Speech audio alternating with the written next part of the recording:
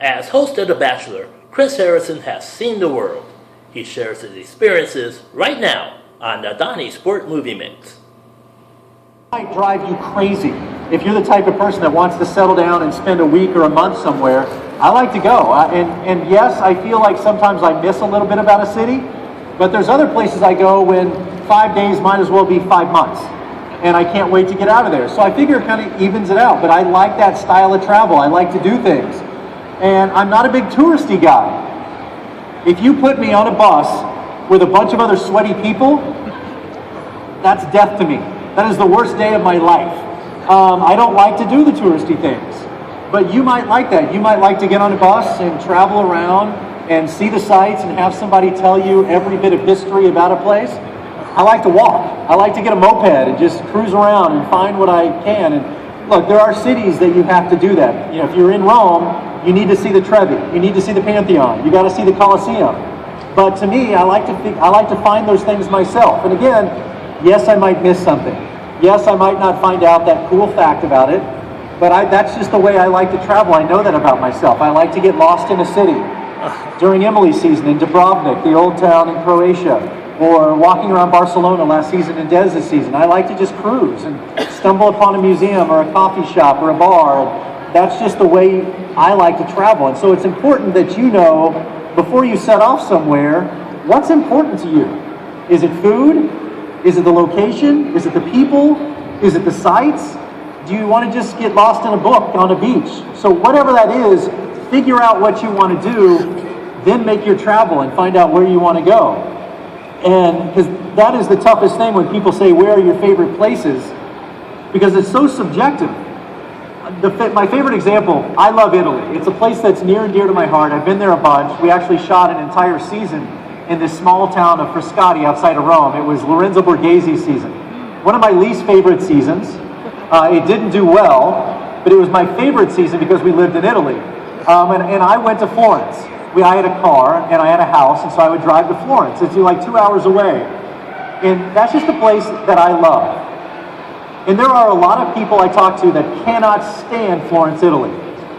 Now, conversely, I went to Capri. I had a horrible experience. I couldn't stand it. There are thousands of people that will swear that Capri is the greatest place in the world. And so it just has to do with your experience. I had a bad experience that day. I love Florence. So it really is so subjective, and the weather and the people and who you're with and what happens. And so that's why I like to kind of hit places quickly and move on, because you never know what you're going to stumble upon and where. So what it looks like, and I promise you they can't do justice. Because I always say it's like, you know, when they put the blue tablets in the toilet water, it's that pretty. It really is magnificent. But with that said, it's not a place you want to go with a boys' trip. It's not necessarily a great place for a girls' trip.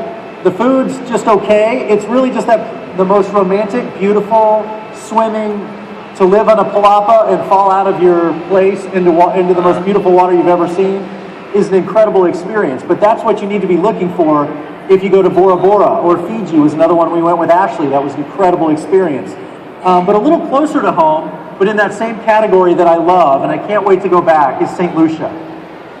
And I stayed in a couple of places. We shot Jake's season, Dallas boy, Jake Pavelka. We shot his season there.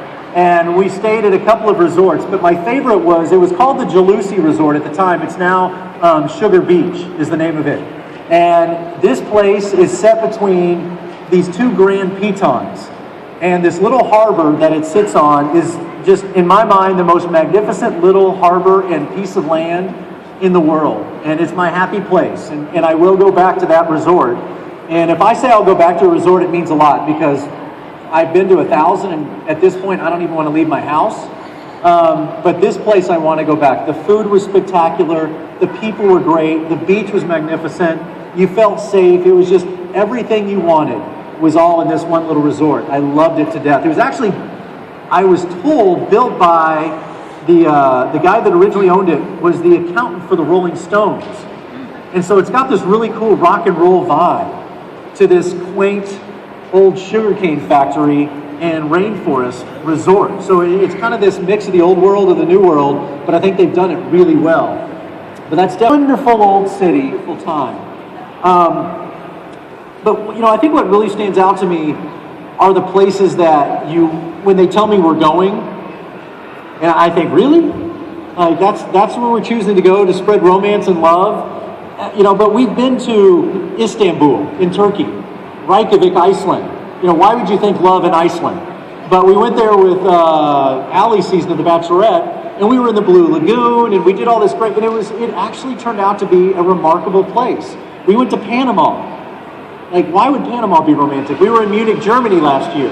But it's amazing when you go to these places what you can find and how romantic they can be. And again, we have a little help with these boards of tourism that we go to these amazing castles and the tops of mountains, and we do it on steroids. But that's what's blown me away, are these little hidden gems that I never thought about going myself, and I thank God we did. And we spent a lot of time in Asia, and Chiang Mai was a place that we stumbled upon that is this ancient city that has so much charm and romance.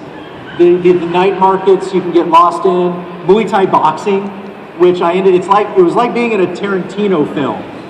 You're in some back alley, and it's this mixed martial arts / almost religious ceremony where these people box and just beat the crud out of each other, but they set it to music. So it seems so lovely as they're bleeding all over each other. But Chiang Mai was an amazing place. But this season with Juan Pablo, I always get the list of where we're going. And I saw Seoul, Korea. I'm like, okay, that makes sense. And then they said we're going to Vietnam. Right? What just came to your head? Not roses and not love. And so I thought, I think I had set the bar so low as far as my expectations for Vietnam, but I was so blown away. We flew into the old Saigon, and then we were down in Da Nang. And Da Nang was where China Beach was, and during the war, and where we had set up our bases and camps. And so when we went in, I just didn't know what to expect. And what I found was this beautiful oceanside city with amazing resorts, world-class golf courses. Greg Norman and Colin Montgomery have courses there. They're both building properties there. Resorts, casino. We stayed at this resort called the Intercontinental Da Nang. And believe me, we travel a lot. We've stayed in a lot of hotels and a lot of resorts. The Intercontinental Da Nang may be the most spectacular resort I have seen in the world. And this was confirmed by our crew. And these are the most jaded travelers in the world. So the creator of this resort apparently had a blank check. And from what I can gather, he used all of it. They did not cut a corner.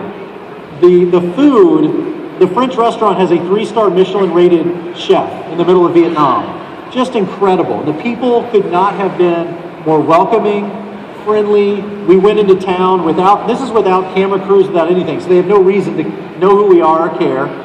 The food was spectacular. You felt safe. And it was, again, one of those cities you could just walk around in, and it was a phenomenal experience. So Vietnam, after 12 years, this may be one of the best surprises I've had. And a place that, from what I understand, I know people talk about Thailand. We've been to Thailand. I've done Phuket. I've done Krabi. We were up in the Golden Triangle. And those are all wonderful places. But Vietnam is quickly becoming the new Thailand. People are kind of skipping over that and heading to Vietnam, which is where all the new resorts are headed. So if you're thinking Asia, it's definitely one of those places you may want to add to the list that's a little off the beat.